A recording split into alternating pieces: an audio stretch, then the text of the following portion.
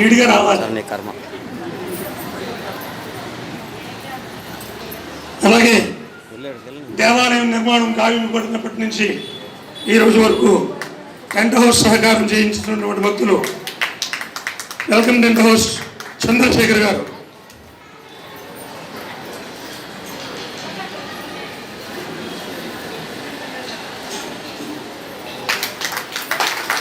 అలాగే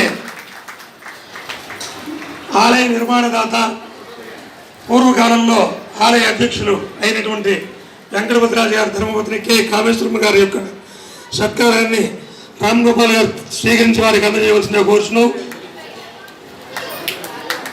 అలాగే నిన్నటి రథోత్సవాన్ని అంగరంగ వైభవంగా చేయించినటువంటి భక్తులు ఆంజనేయ స్వామి భవానీ ఆలయ నిర్మాణదాత ఆలయ పాలకవర్గ ఉపాధ్యక్షులు తోట సుబ్బరాయుడు గారు, వారి తరఫున విజయ్ కుమార్ గారు ఇచ్చేసి సత్కారాన్ని స్వీకరించి వారికి అందజేయవలసిన కోరుచున్నాం.